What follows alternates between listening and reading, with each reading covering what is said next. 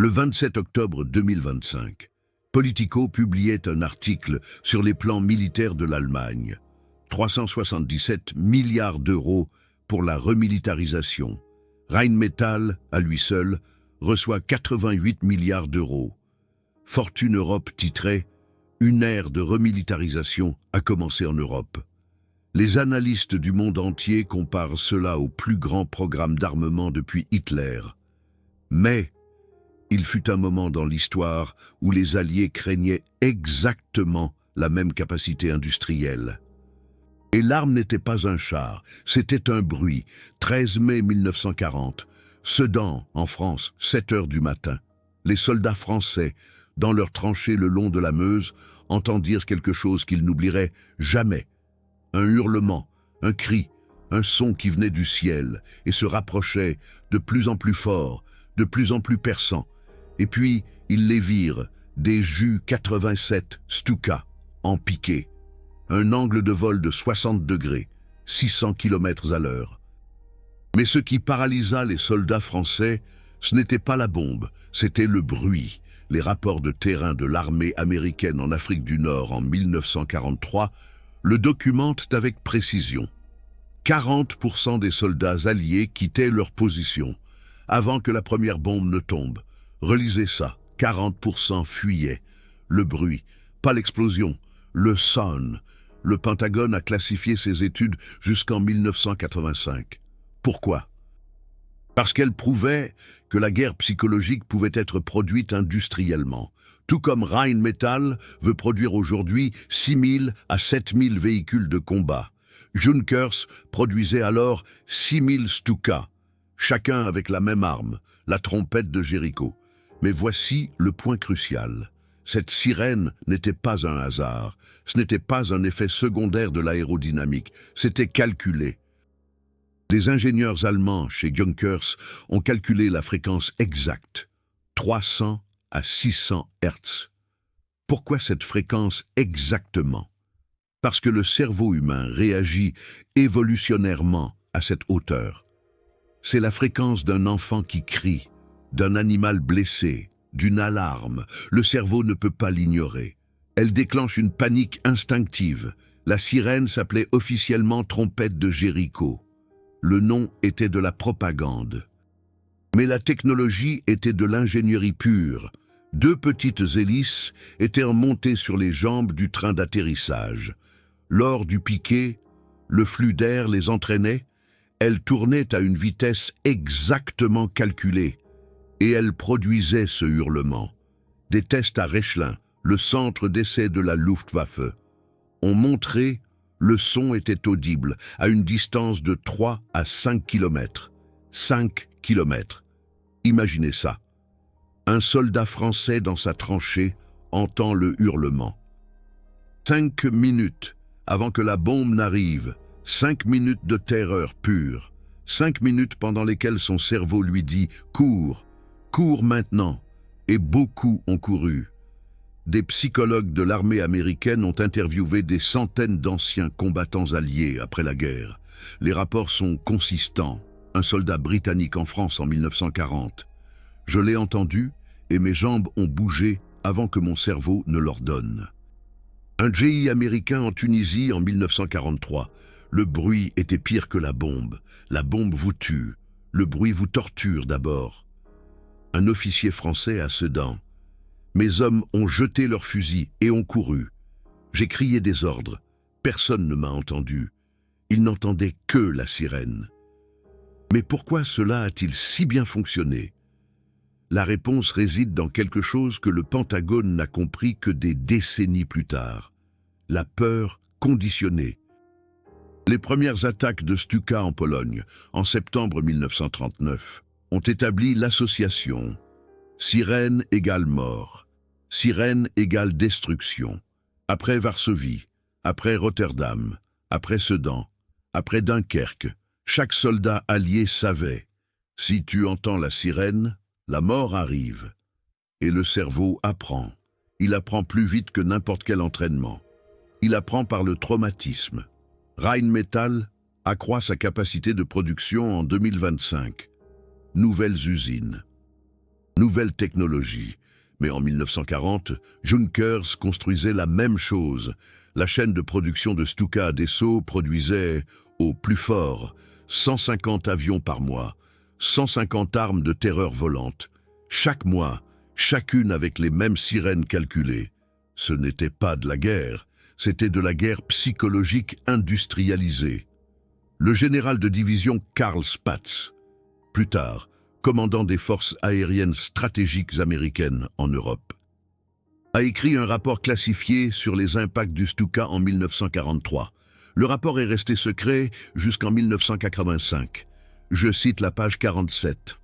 L'effet psychologique de la sirène du Ju-87 surpasse son efficacité tactique d'un facteur Q. En d'autres termes, la terreur était plus précieuse que la bombe.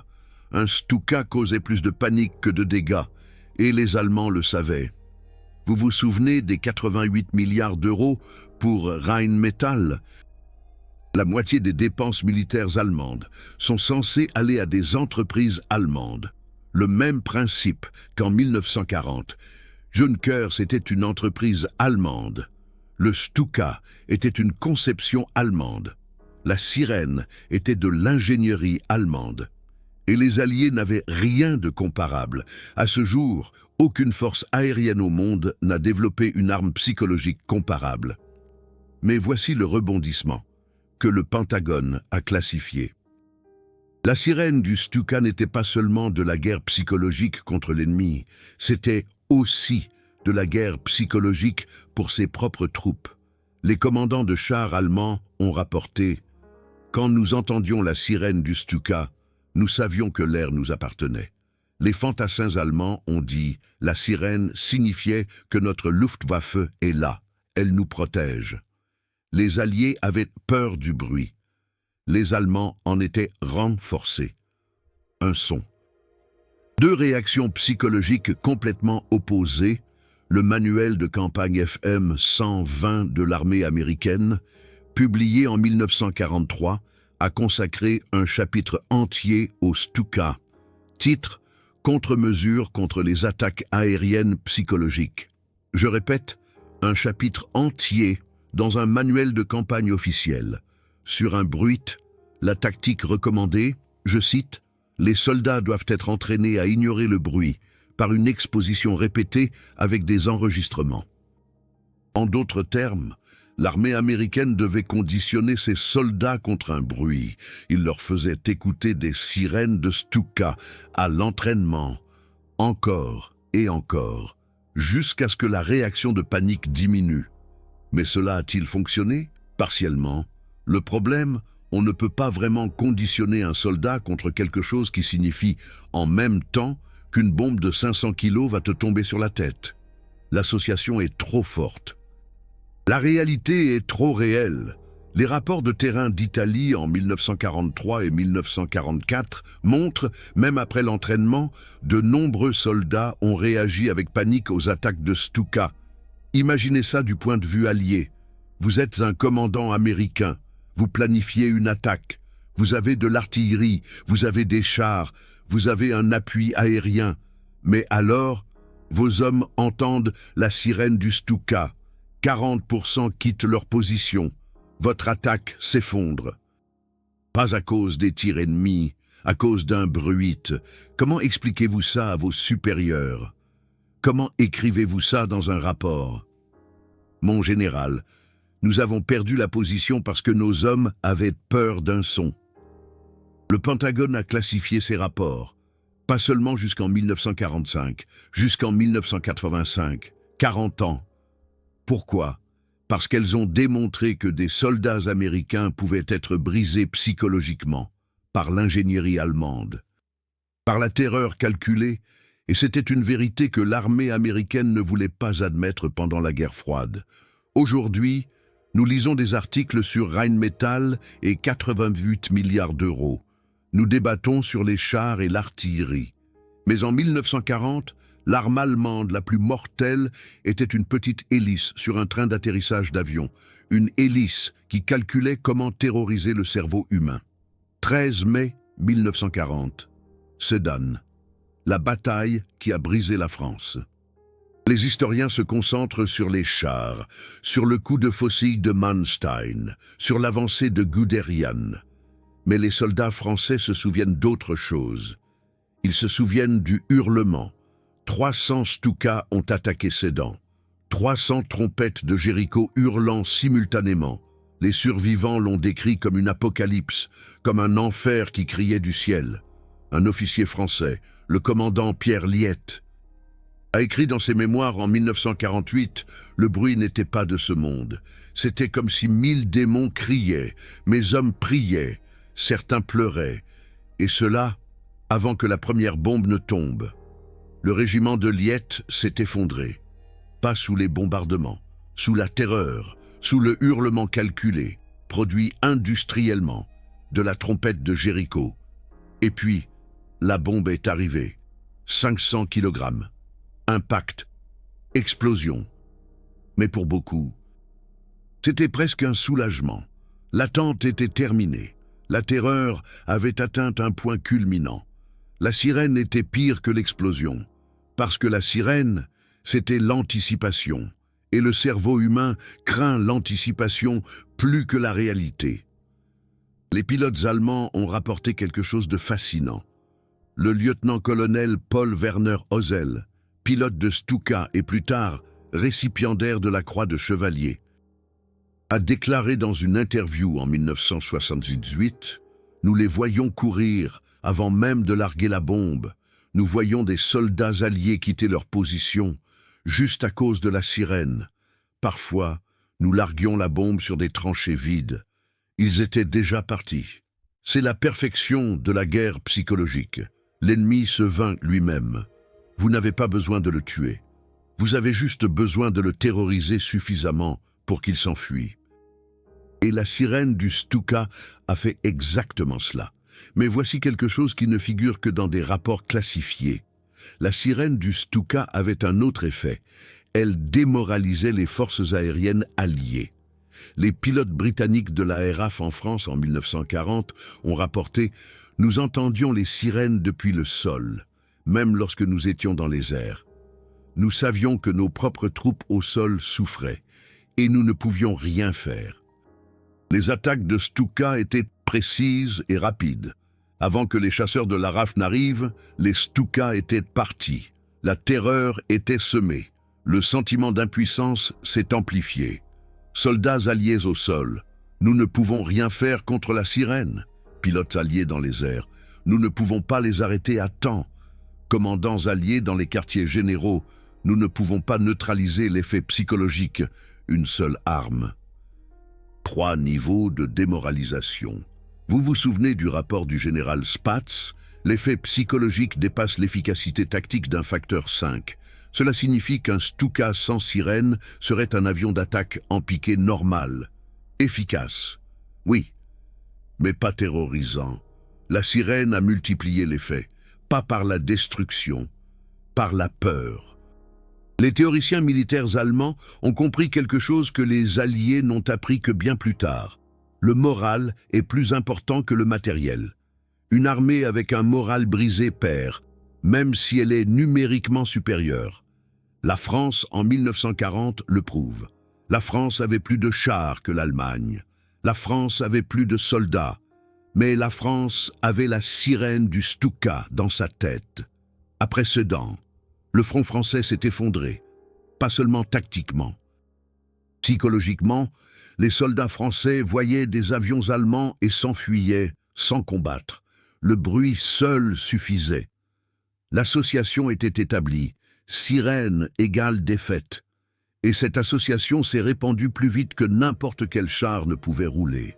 Churchill était inquiet, très inquiet. Les rapports des services secrets britanniques en France, en mai 1940, décrivaient l'effondrement psychologique. Un rapport du MI6 du 18 mai 1940, déclassifié en 1990. Cite un général français, « Nos hommes ont plus peur du hurlement que des chars allemands. Quand les Stuka arrivent, la discipline s'effondre. » Churchill a ordonné des études immédiates. Les scientifiques britanniques ont analysé la sirène du Stuka. Ils ont mesuré la fréquence.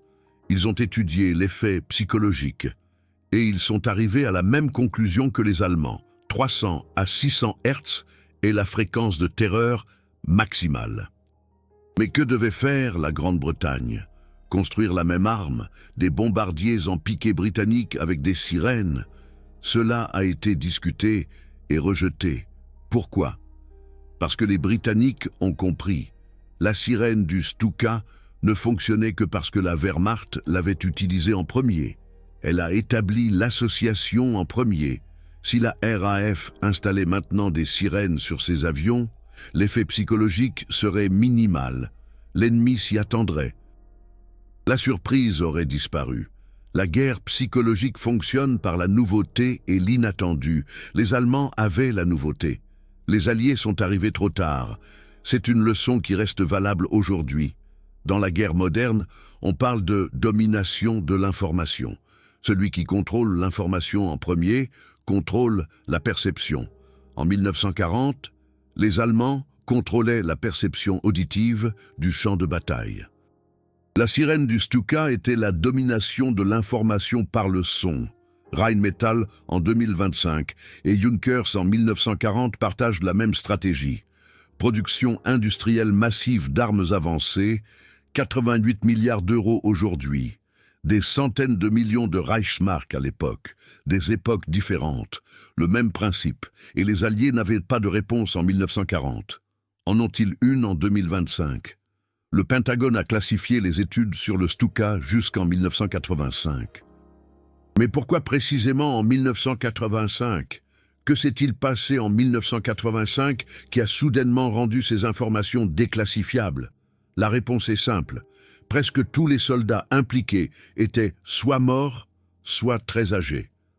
La honte était enterrée. On pouvait admettre que des soldats américains avaient fui devant un bruit parce que la génération qui l'avait vécu n'était plus active.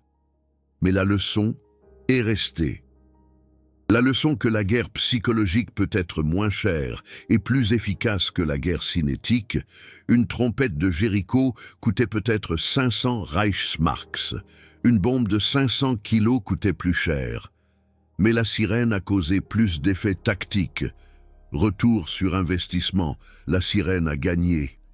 Les stratèges militaires modernes étudient encore le Stuka, l'US Army War College à Carlisle, en Pennsylvanie. Il propose des cours sur la guerre psychologique pendant la Seconde Guerre mondiale.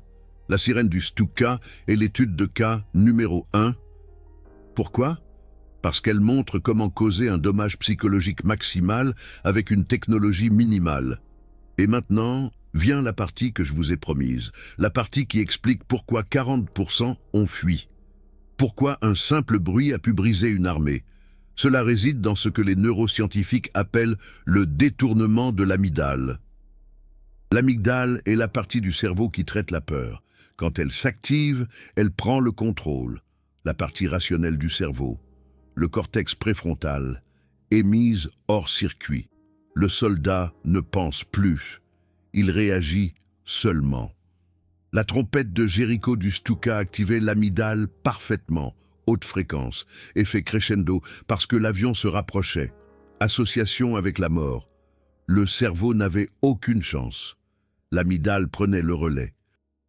Et l'amygdale ne dit qu'une seule chose, cours. Alors ils couraient. 40%, pas parce qu'ils étaient des lâches, mais parce que leur cerveau avait été détourné par l'ingénierie allemande. Les scientifiques allemands, dans les années 1930, ont étudié quelque chose que les Alliés ignoraient, la psychologie de la peur. Des instituts à Berlin travaillaient en collaboration avec la Luftwaffe. Ils testaient les fréquences. Ils testaient le volume sonore. Ils testaient la durée.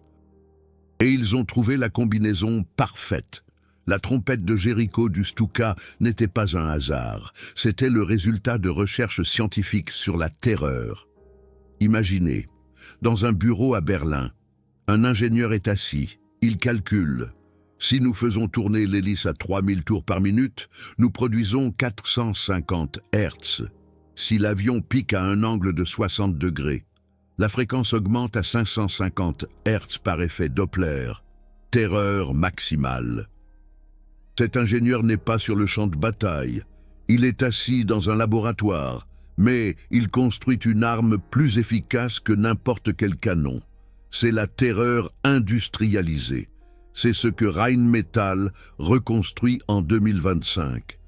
La capacité de mener la guerre comme une science, comme un problème d'ingénierie, pas comme un chaos, mais comme un calcul. Maintenant, vous comprenez pourquoi la trompette de Jericho du Stuka était si efficace. Et pourquoi les Alliés ont mis 40 ans à admettre qu'elle fonctionnait. Mais l'histoire n'est pas encore finie, car ce que les Alliés ont fait ensuite était presque encore plus fascinant. Été 1943, Sicile. Les Alliés planifient l'opération Husky, l'invasion de la Sicile. Les services de renseignement américains avertissent. La Luftwaffe a déployé 200 Stuka sur l'île. Les commandants américains ont un problème. Leurs soldats ont lu les rapports d'Afrique du Nord. Ils savent ce que signifie la trompette de Jericho du Stuka. Le moral est déjà affecté avant même que l'invasion ne commence. Que faire? La solution a été radicale. L'armée américaine a produit des films de propagande. Titre: Les Stuka peuvent être arrêtés. Le film montrait des attaques de Stukas, mais il montrait aussi la flaque alliée abattant des Stukas. Il montrait des soldats restant à leur poste et survivant. Il diffusait la sirène, encore et encore. Désensibilisation par exposition forcée, chaque soldat devait voir le film avant l'invasion. Obligatoire, pas d'exception. Est-ce que ça a marché? Partiellement. Les rapports de terrain de Sicile montrent le taux de panique a chuté de 40% à environ 25%. Toujours élevé. Mais mieux, un progrès. Mais 25% signifie qu'un soldat sur 4 fuyait encore le bruit. 4 ans après Sedan, après tout cet entraînement, après toute cette propagande. La trompette de Jericho du Stuka a conservé son pouvoir. Mais maintenant, voici quelque chose que la plupart des historiens négligent. La trompette de Jericho du Stuka a eu un autre effet. Elle a fondamentalement influencé la tactique alliée.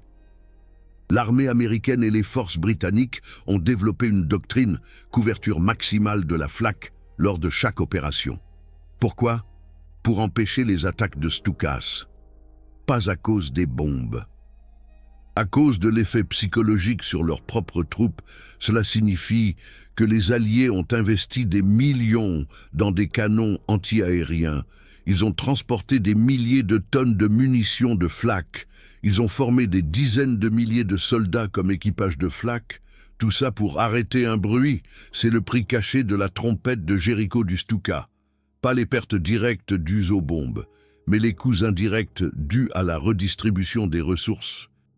Les Alliés ont combattu la terreur avec des tonnes d'acier. Rheinmetall 2025, 88 milliards d'euros. Qu'est-ce que cela achète? Des chars, de l'artillerie, des véhicules. Mais la vraie valeur d'une arme ne réside pas dans ses coûts de production, mais dans les coûts qu'elle impose à l'ennemi. Une trompette de Jericho coûtait 500 Reichsmarks, mais elle a forcé les Alliés à dépenser des millions en contre-mesure. Retour sur investissement, multiplié par 1000. Voici un détail qui ne figure que dans les documents déclassifiés. Après 1943, alors que la supériorité aérienne alliée augmentait, de nombreux Stuka ont été abattus. Les sirènes ont même été retirées de certaines unités. Pourquoi? Parce qu'elles ralentissaient le Stuka. La résistance de l'air des hélices réduisait la vitesse d'environ 15 km par heure. Cela les rendait plus vulnérables aux chasseurs. Les pilotes allemands ont protesté. Certains ont refusé de voler sans la sirène, pas à cause de l'effet psychologique sur l'ennemi, mais à cause de l'effet sur les troupes allemandes. La sirène était devenue un symbole, un signe distinctif. Les soldats allemands au sol identifiaient amis et ennemis grâce au bruit, sans la sirène. Cela pouvait être un avion allié, panique, tir fratricide, chaos. C'est fascinant. La sirène est devenue tellement iconique que son absence est devenue un problème. Les Allemands s'étaient eux-mêmes conditionnés. Ils avaient besoin du bruit, cela les calmait, cela leur assurait « la Luftwaffe est là, nous ne sommes pas seuls », une arme qui agissait psychologiquement dans les deux sens, terreur pour l'ennemi, réconfort pour les Alliés. Les psychiatres de l'armée américaine ont étudié cela intensivement après la guerre. Des rapports du Walter Reed Army Medical Center, déclassifiés en 1988, ont analysé. Comment un bruit devient-il une arme? La réponse était complexe. Il fallait 3 éléments. Premièrement, la distinction. Le bruit devait être unique, incomparable. La trompette de Jéricho du Stuka ne ressemblait à rien d'autre sur le champ de bataille. Deuxièmement, l'association, le bruit devait être associé à la mort, consiste à chaque fois. Troisièmement, l'inévitabilité. La victime devait sentir « je ne peux rien faire, je suis impuissant ». La trompette de Jéricho du Stuka remplissait parfaitement les 3 conditions. Les ingénieurs allemands avaient, consciemment ou inconsciemment, construit l'arme psychologique parfaite. Et les Alliés ont mis 6 ans de guerre pour comprendre comment elle fonctionnait, mais maintenant, voici la partie que le Pentagone a classifiée le plus longtemps. La partie qui est restée secrète jusqu'en 1985. Car ce que l'armée américaine a découvert remettait en question des hypothèses fondamentales sur la guerre. La découverte était simple, mais dévastatrice. L'entraînement ne protégeait pas contre l'effondrement psychologique. Le Pentagone avait cru un meilleur entraînement équivaut à un meilleur moral, plus d'exercices équivalent à moins de panique. C'était la doctrine depuis la Première Guerre mondiale. Mais les données du Stuka l'ont réfuté. Les vétérans avec 3 ans d'expérience au combat fuyaient aussi souvent que les recrues lors de leur premier déploiement. 40% ici, 40% là. L'expérience ne faisait aucune différence. Pourquoi le Pentagone a-t-il classifié cela? Parce que cela signifiait que l'armée américaine ne pouvait pas immuniser ses soldats contre la guerre psychologique. Aucun entraînement n'aidait. Aucune propagande n'aidait. L'instinct humain était plus fort que la discipline militaire. C'était une vérité dangereuse pendant la guerre froide. Si les Soviétiques développèrent des armes similaires, les troupes américaines seraient tout aussi vulnérables. Mais les Soviétiques ont en fait appris des Allemands. Des documents soviétiques déclassifiés, disponibles après 1991, montrent que le GRU, le service de renseignement militaire soviétique, a étudié intensément la guerre psychologique allemande. Ils ont analysé la trompette de Jéricho du Stuka. Ils ont examiné les techniques de propagande allemande. Et ils ont développé leur propre méthode. La roquette Katyusha, surnommée les orgues de Staline, avait un effet psychologique similaire, un son hurlant au lancement, des tirs massifs, la terreur par le son et le volume. Les Allemands avaient établi le principe. La guerre n'est pas seulement cinétique, mais aussi psychologique. Et d'autres nations l'ont copié. La trompette de Jéricho du Stuka est devenue le prototype des armes psychologiques modernes. Aujourd'hui, en 2025, nous parlons de guerre cybernétique, de guerre informationnelle, de désinformation. Mais le principe est le même qu'en 1940.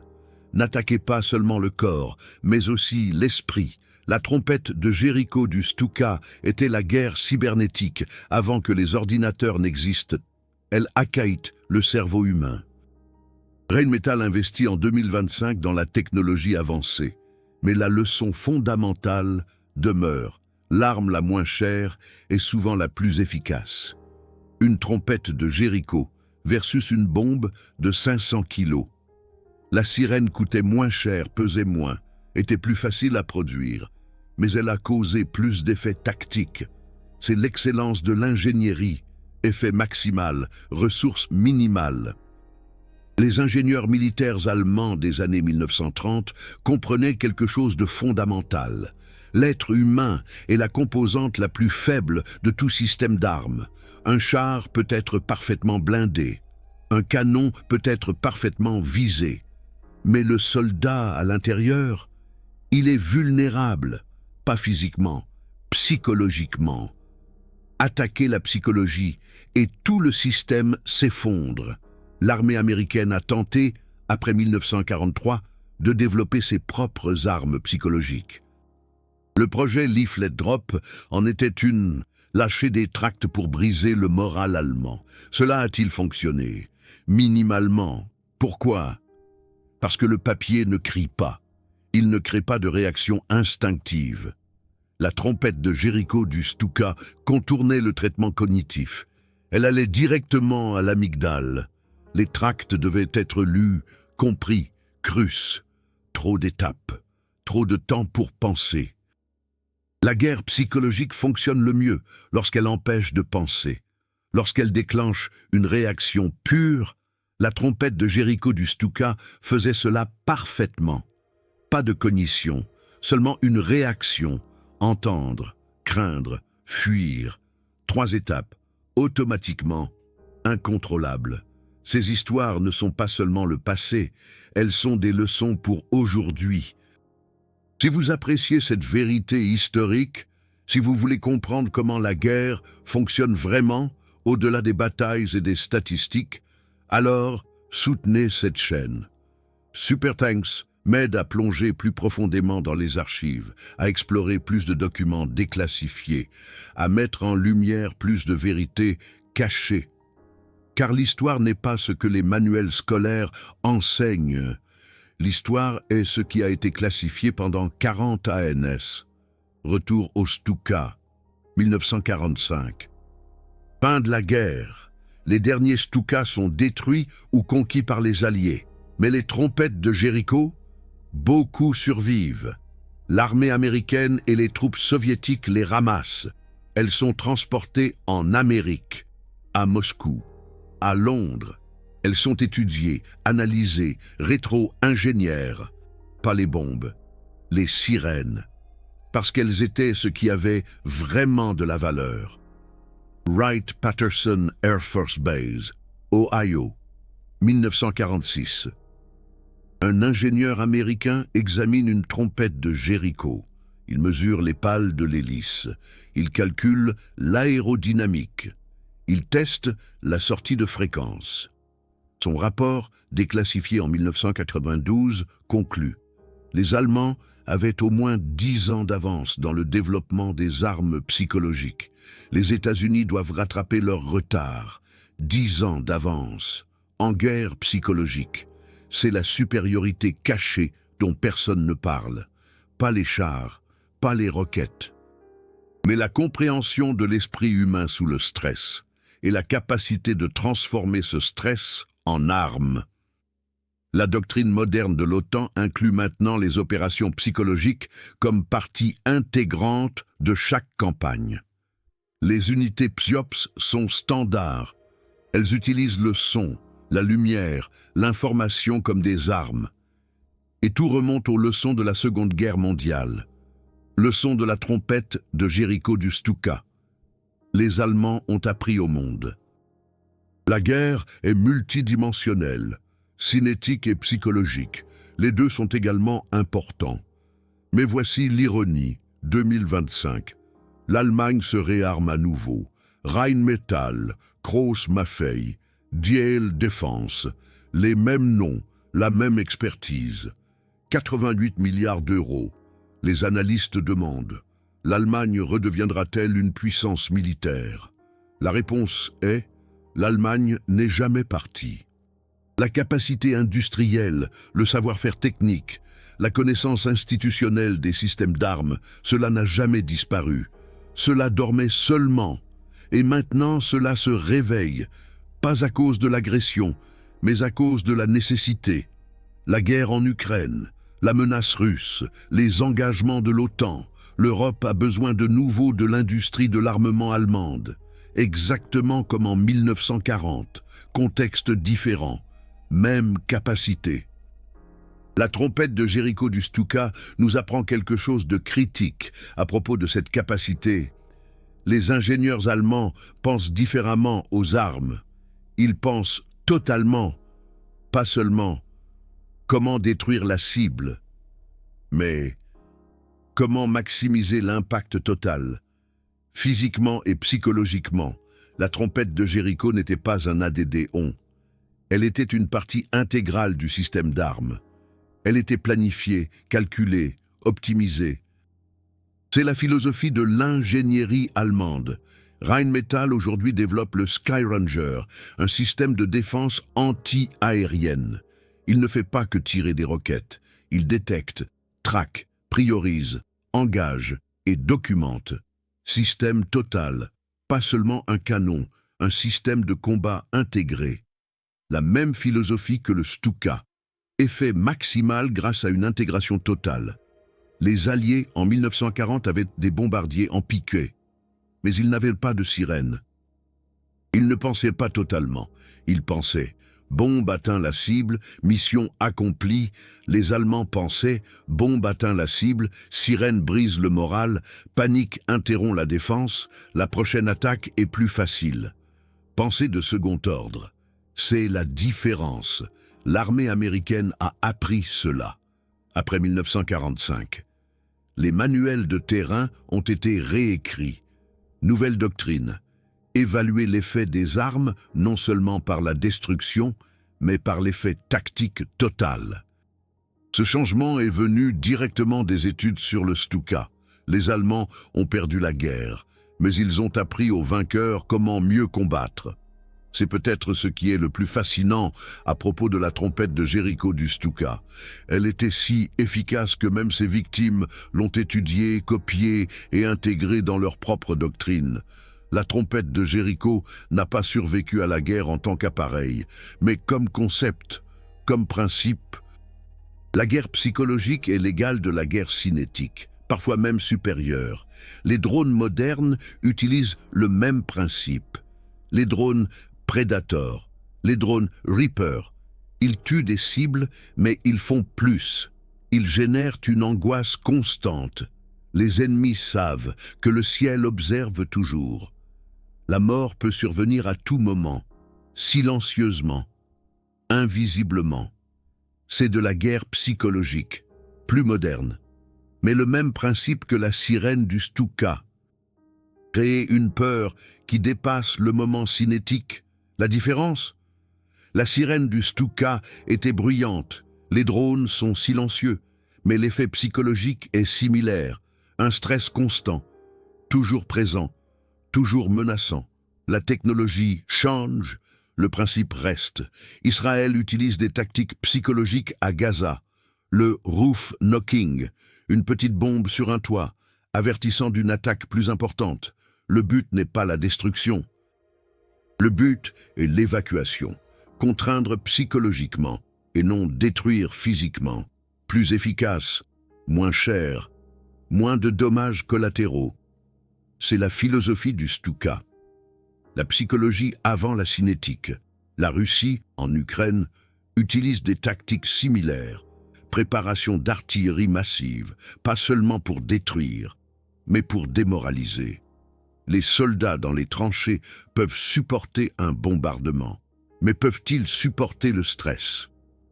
La menace constante, l'épuisement psychologique, souvent, non, ils craquent, ils fuient, sans qu'une seule bombe ne les ait touchés. Effondrement psychologique avant défaite physique. C'est la leçon de la sirène du Stuka, appliquée en 2025. Différentes armes, le même principe. Et ça fonctionne toujours.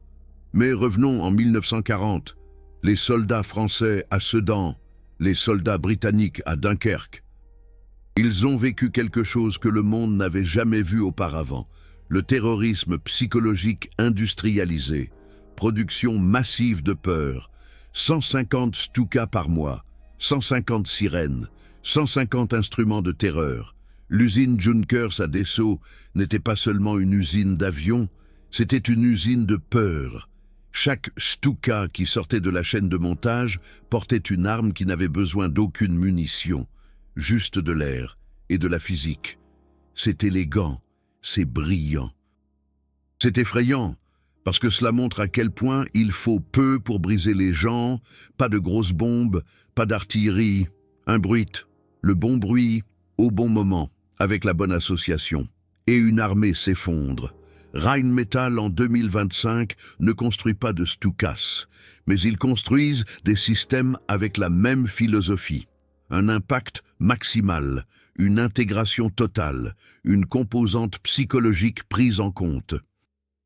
Les armes modernes ne sont pas seulement plus meurtrières, elles sont plus intelligentes. Elles pensent total, tout comme les ingénieurs allemands pensaient en 1940. La question est, le monde a-t-il appris de 1940 ? Les armées modernes ont-elles des contre-mesures contre les armes psychologiques ? Partiellement, meilleur entraînement, meilleur soutien, meilleure psychiatrie. Mais la vérité fondamentale demeure, les humains sont des humains. Le détournement de l'amygdale fonctionne, toujours. La peur est universelle, la panique est instinctive, aucune armée n'a résolu ce problème. Cela signifie, la sirène du Stuka pourrait encore fonctionner aujourd'hui. Pas le même appareil, mais le même principe. Une arme moderne qui produit le bon son, qui établit la bonne association, qui déclenche la bonne peur. Elle fonctionnerait exactement comme en 1940. Ce n'est pas une théorie. C'est confirmé dans des documents déclassifiés, des études de l'armée américaine de 2010, après l'Afghanistan et l'Irak, ont analysé quelles tactiques ennemies ont causé le plus de stress psychologique. Réponse, les IED, Improvised Explosive Device, pas à cause de l'explosion, mais à cause de l'incertitude. Les soldats savaient, chaque pas pourrait être le dernier. Anxiété constante, usure psychologique, exactement comme la sirène du Stuka, arme différente. Même principe, et les talibans le savaient. Des rapports classifiés montrent, les talibans plaçaient parfois de faux IED. Des appareils qui ne pouvaient pas exploser, mais ils avaient l'air réels. Les troupes américaines devaient les traiter comme de vrais, des heures de retard, du stress, de la peur, et aucune menace réelle. Juste de la guerre psychologique, bon marché, efficace, totale. C'est la philosophie du Stuka en Afghanistan. Les talibans n'ont pas étudié les archives allemandes, mais ils ont découvert le même principe. La psychologie est moins chère que la cinétique. Un faux IED ne coûte presque rien. Mais il coûte aux troupes américaines des heures, du moral, des nerfs. Retour sur investissement, infini. Les ingénieurs allemands en 1940 et les fabricants de bombes talibans en 2010 sont parvenus à la même conclusion, indépendamment, parce que le principe est universel. L'être humain est vulnérable, pas seulement physiquement, psychologiquement, et cette vulnérabilité peut être transformée en arme. Maintenant, vous comprenez pourquoi le Pentagone a classifié les études sur le Stuka. Pas pour protéger les secrets allemands, mais pour cacher la vulnérabilité américaine. Les études ont montré que les soldats américains sont aussi vulnérables à la guerre psychologique que n'importe qui d'autre. L'entraînement aide minimalement. La propagande aide minimalement. L'instinct est plus fort. C'est une vérité dangereuse. Pendant la guerre froide, le Pentagone ne voulait pas que les Soviétiques sachent. Les troupes américaines peuvent être brisées par des armes psychologiques. Alors, ils ont classifié ça, pendant 40 ans, jusqu'à ce que la menace soit passée, jusqu'à ce que presque tous les vétérans soient morts, jusqu'à ce que la honte soit enterrée. Mais maintenant, en 2025, ces documents sont libres. Et nous pouvons apprendre, nous pouvons comprendre. La sirène du Stuka n'était pas qu'une arme allemande, c'était une leçon sur la nature humaine, sur la peur, sur l'instinct, sur la vulnérabilité. Et cette leçon est intemporelle. Rheinmetall construit des armes modernes en 2025. Mais la question fondamentale reste la même qu'en 1940. Comment maximiser l'impact? La réponse n'a pas changé. Pensée totale. Intégrer la psychologie. Comprendre l'ennemi non seulement comme une cible, mais comme un être humain avec des peurs, des instincts, des vulnérabilités. Puis construire des armes qui exploitent ces vulnérabilités. C'est la philosophie de l'ingénierie allemande. En 1940, Et en 2025, efficacité, totalité, impact maximal, ressources minimales. La trompette de Jéricho incarnait cela parfaitement. 500 Reichsmarks, 2 petites hélices, mais elle a brisé des armées. Aujourd'hui, les entreprises allemandes ne construisent pas de sirènes. Elles construisent de l'intelligence artificielle, des drones, des systèmes cybernétiques. Mais la philosophie est la même. Pensée totale, tout intégré, prendre en compte l'impact psychologique. Le monde a appris de la sirène du Stuka, pas à copier les Allemands, mais à comprendre le principe. La guerre n'est pas que destruction, la guerre est psychologie. Celui qui comprend le mieux cela gagne. Les Allemands l'ont mieux compris en 1940 que les Alliés. C'est pourquoi la sirène du Stuka a si bien fonctionné. Mais les Alliés ont appris rapidement. Ils le devaient. Et en 1945, ils avaient rattrapé leur retard. Pas avec des sirènes, mais avec la guerre totale. Le bombardement des villes allemandes n'était pas seulement cinétique, c'était psychologique. Ça a brisé la volonté allemande. La même philosophie, application différente. Le cercle s'est refermé.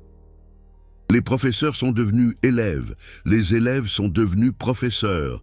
Et à la fin, tout le monde a compris, la guerre est totale, physiquement et psychologiquement. Les 2 dimensions doivent être maîtrisées. C'est la leçon de Sedan, de la trompette de Jéricho du Stuka, de 300 Stukas qui ont obscurci le ciel et ont forcé la France à genoux avec leurs hurlements. Pas avec des bombes, avec la terreur, une terreur industrialisée, calculée, perfectionnée. Et en 2025, Rheinmetall se reconstruit, l'Europe se réarme. La question n'est pas « deviendront-ils militairement forts ?» La question est « penseront-ils totalement ?» Intégreront-ils la guerre psychologique? Comprendront-ils que l'humain est la composante la plus faible et la plus importante de tout système d'armes? L'histoire dit « les ingénieurs allemands pensent total ». Ils l'ont toujours fait. La trompette de Jéricho du Stuka le prouve. Rheinmetall en 2025 fera probablement la même chose. Nouvelle technologie, vieille philosophie, effet maximal, intégration totale. Les Alliés n'ont pas compris cela en 1940. Ils le comprennent maintenant. Mais la question demeure. Ont-ils une réponse? Si l'Allemagne redevient la principale puissance militaire d'Europe, comme le prédisent les analystes, le monde sera-t-il prêt? Ou sera-t-il à nouveau surpris, comme en 1940? Seul le temps nous le dira. Mais la leçon est claire. Ne sous-estimez jamais l'ingénierie allemande. Elle pense plus loin, elle pense plus profondément, elle pense totalement. La trompette de Jéricho en était la preuve.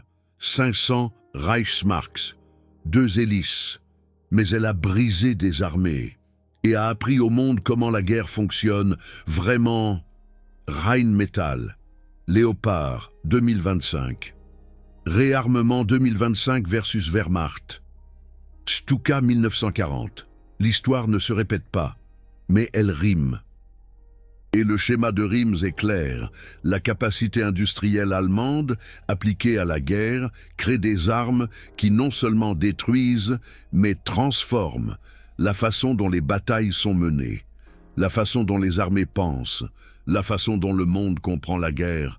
C'est la puissance de la trompette de Jéricho du Stuka. Pas la destruction qu'elle a causée, mais la leçon qu'elle a enseignée. Et cette leçon résonne encore, 85 ans plus tard. Dans la doctrine de l'OTAN, dans les unités PSYOPS, dans les systèmes d'armes modernes qui tiennent compte de l'impact psychologique, la trompette de Jéricho a disparu depuis longtemps. Mais son écho demeure. Dans chaque système d'armes qui comprend, l'esprit est aussi important que le corps. La peur est aussi mortelle que les bombes. Et parfois, un bruit est plus puissant qu'une explosion.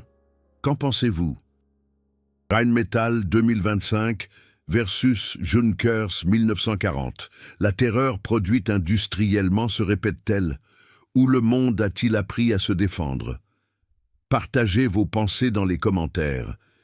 Et si vous appréciez cette analyse historique profonde, si vous voulez en savoir plus sur les vérités cachées de la guerre, abonnez-vous à la chaîne, parce que l'histoire n'est pas ce que les manuels scolaires enseignent. L'histoire est ce qui a été classifié pendant 40 ans, et je la révèle